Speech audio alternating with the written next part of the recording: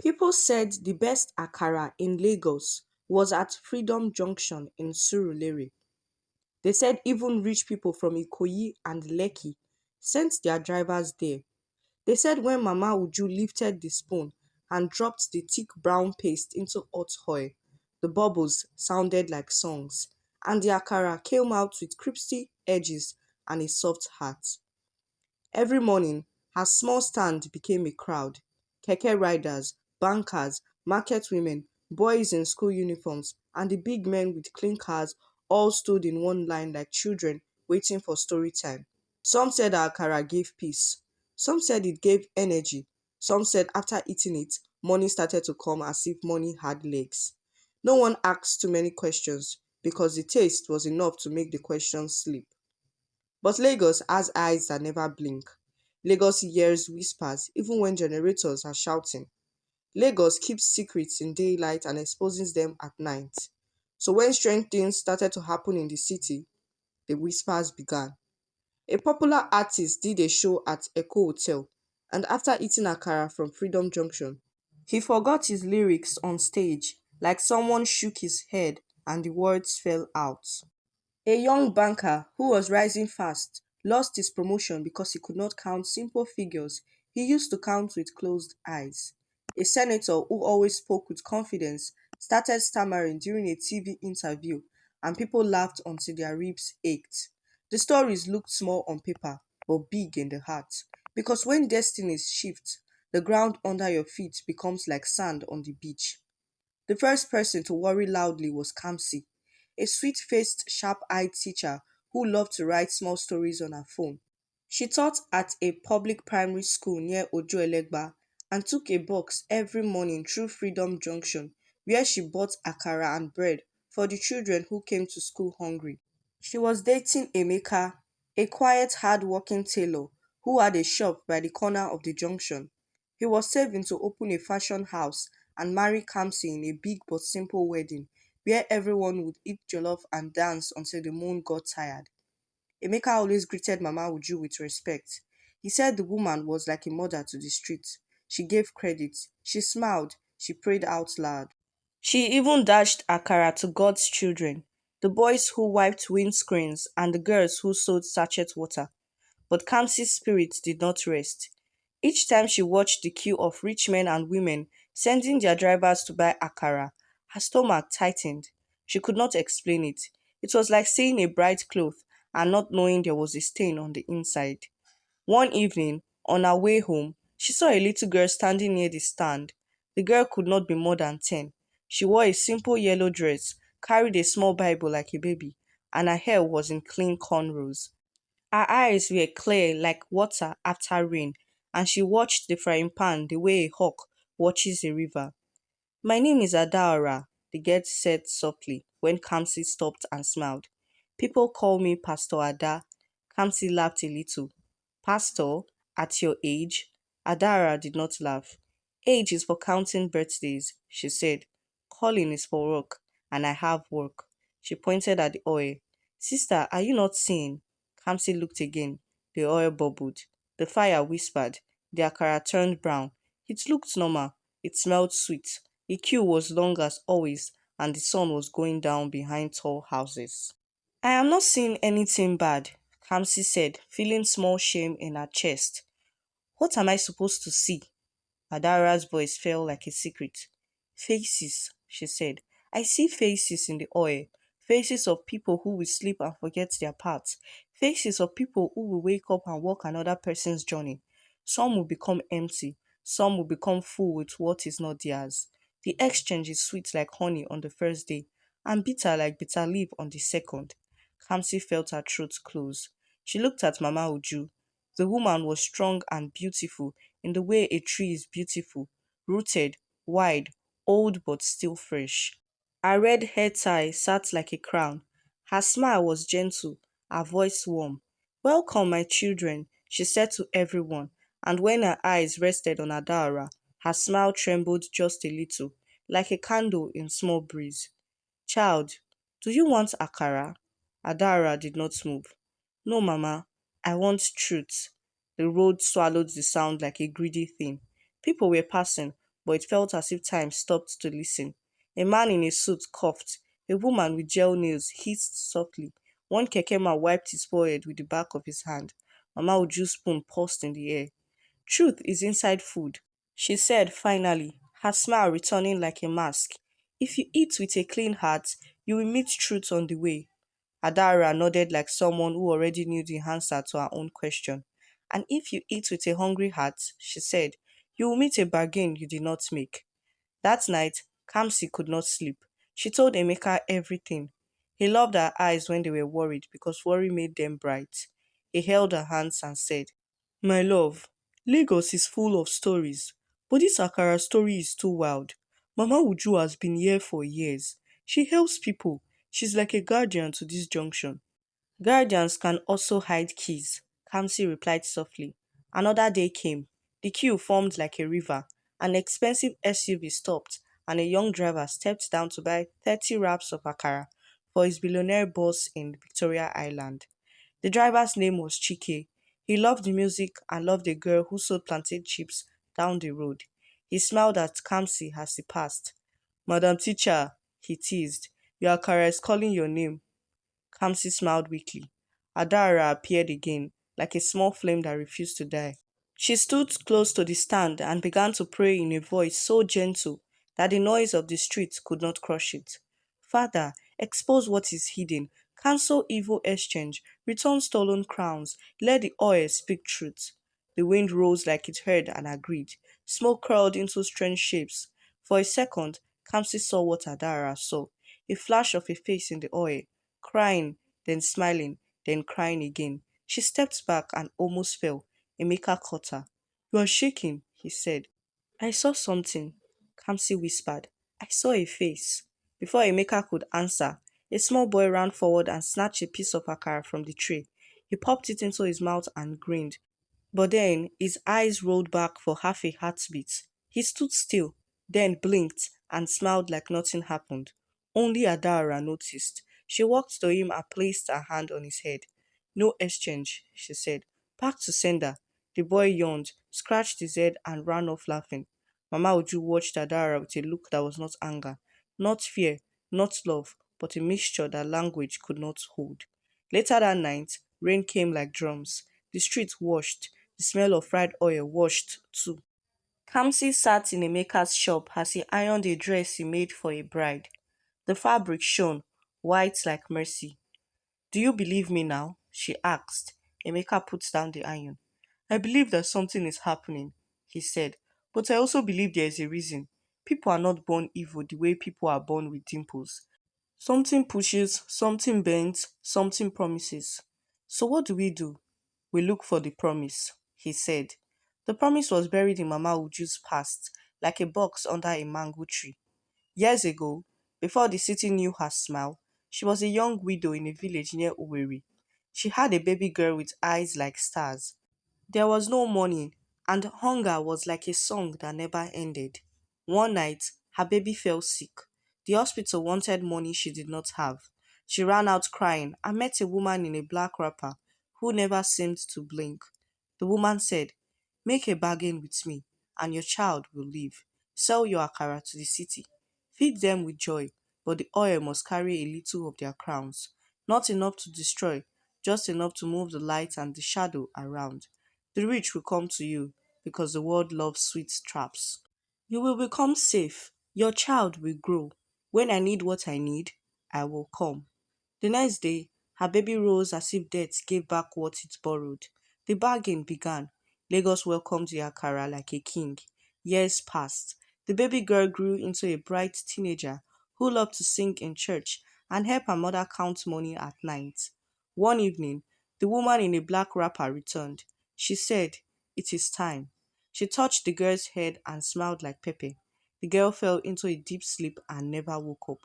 Doctors said many words that did not carry life. The village wept. Mama Uju's tears were salt and fire. She moved to Lagos with a hole in her heart and cooked like a soldier. She fed the city and kept the bargain because she was lost and angry and too tired to fight a promise that had already taken what she loved most. The oil became a river where destinies exchanged hands softly, like market women exchanging change. Some people who ate gained sudden favor that was not theirs. Some people who ate lost a shine they used to carry. The city thought it was coincidence. It was not coincidence, it was a system with sugar on the top. Adaora did not know this full story, but she felt the shape of it when she prayed. She asked God for a key, and the key came in a dream. In the dream, she saw a pot of oil on a fire that refused to die, and a songbird trapped under a glass. The only way to free the bird was to sing without fear near the pot until truth came out as steam. So the next morning, Adara climbed a small stool by the stand and began to sing. The song was simple, the kind children sing when skipping rope, but her voice carried weight. People in the queue grew quiet without knowing why. Even the fire grew gentle, as if it wanted to hear the end. If your crown is not yours, let it go, Adara sang. If your crown was stolen, let it come back. If your oil is holding tears, let the tears turn to rain and wash the road clean. The first crack came from a small calabash under the table. No one knew it was there except Mama Uju. It was where she poured a few drops from every batch of oil. The calabash had drunk secrets for years. Now it trembled. Then it split. The ground shook like a bus hitting a pothole. The flame danced high. In the smoke, faces rose again and again. Some crying, some laughing, some hungry, some lost. Adara kept singing. Kamsi began praying. Emeka stood in front of them, ready to guard with his small body if anything turned wild. People shouted and ran back, but they did not go far because the smell of truth is like rain on hot dust. It draws you. Ears opened, eyes opened. A man in the queue fell to his knees and confessed that the sudden contract he got after eating akara came from another person's line. A woman cried that her bright ideas dried up the week she started buying in dozens. A driver, the same Chike who loved music, held his head and said he felt heavy for months and did not know why. The city was waking up. Mama Uju dropped her spoon. Her hands shook. Tears came easy. She stepped from behind the stand and knelt in front of the little girl. I am tired, she said, her voice breaking like clay in dry season. I was promised safety. I was promised my child. I paid with other people's future, and the devil still took my girl. I am tired. Adara touched her shoulder. Mercy lives on this street too, she whispered. Do you want freedom? Yes, Mama Uju cried. Even if it costs my name, even if it costs my shop, even if I must cook with only water for the rest of my life. The wind moved again. The sky darkened like a curtain. A strange cold fell on hot Lagos for one breath. The woman in black wrapper appeared at the edge of the crowd. She was beautiful in a way that made your stomach scared. Her eyes were like mirrors that refused to show your face. So you want to break a bargain? She said, smiling with teeth white like chalk. Who gave you the right? The crowd pulled back. Some people crossed themselves. Some whispered Jesus. Emeka moved closer to Kamsi and Adara. Adara did not shout. She faced the woman and spoke like water finding its path. The one who gave me the right is the one who made oil, fire, beams, and breath. She said, You took crowns you did not own. Return them. The woman laughed. The sound was sweet and wicked. She lifted her hand. Smoke rose from the pot and crawled around Adara like a snake. Adara kept singing a small song. Kamsi added her own small prayer. Emeka's voice joined, shaking but sincere. Then something happened that Lagos would talk about for years. The spoon in Mama Uju's hands began to shine like a small moon. The oil in the pot turned clear like water. One by one, small lights rose from the pot and flew like fireflies into the crowd, landing on heads, sinking into hearts, waking sleeping gifts. A tailor remembered his creativity. A singer remembered her voice. A student remembered his dream to be a doctor and felt courage like fear. A mother remembered joy. A billionaire felt something leave his pocket and did not die. He felt strangely free. The woman in the black wrapper hissed and grew taller, then shorter, then thin as paper. She reached for the calabash, but it was dust. She reached for the oil, but it was clear. She reached for Mama Uju, but a hand she could not see held her back. This is not over, she spat. You are over, Adara said, and her child voice carried thunder. The woman blew away like smoke at last light. The street exhaled. People cried and laughed. Strangers hugged. Some fell down in thanksgiving on bare concrete. Vendors closed their eyes and whispered prayers. The generator across the road started, then stopped as if it too needed a moment. Mama Uju heard Adaora's feet and wept into the dust. Forgive me, she said. Forgive me, city. Forgive me, children. Forgive me, God. Adaora lifted her. Start again, she said. Cook with clean oil. Speak truth. The city will forgive you as you feed it with clean hands. Weeks passed. The story spread like a Hamatan fire, but it came with kindness. People returned to the stand because good food with good heart has its own power. The akara was still sweet, but now it felt light. People said they slept better. They said their ideas came back. They said the queue felt like family. Emeka's business began to grow. Clients came from the island and the mainland. He designed a dress for a governor's wife and a suit for a gospel singer. He asked Kamsi to marry him under a mango tree behind the school. She said yes, with tears that tasted like sugar and salt together. Their wedding held near the lagoon, full of dancing and laughter. Adara prayed over them. The city clapped, but Lagos loves one more twist after the music fades. On a bright Friday, a convoy of black cars stopped at Freedom Junction. The last car was a simple Toyota, quiet, clean. From it stepped a woman with soft eyes and a scarf that looked familiar. She walked slowly to the stand. Mama Uju looked up, and the spoon fell from her hand. The woman smiled the way a person smiles when she is about to say something that will break your heart and heal it at the same time. Mama, she said. The sound was like a song Mama Uju thought she would never hear again. It was her daughter's voice, the daughter who had slept and never woke, the daughter the bargain took. She stood there alive, older, glowing, wearing a small cross on her neck, eyes bright like before. People gasped. Kamsi held the maker's hand so tight he almost cried for a different reason. Adara's face shone with quiet joy, but her eyes were watchful. How? Mama Uju whispered, stepping forward like someone walking inside a dream. How are you here? The woman hugged her mother, and the street went silent to listen. After I slept, I did not go where the bargainer wanted, she said softly. A kind hand hid me. I was raised by a family in Enugu who found me near the old Shiran River, wrapped in your hair tie. They named me Ikem.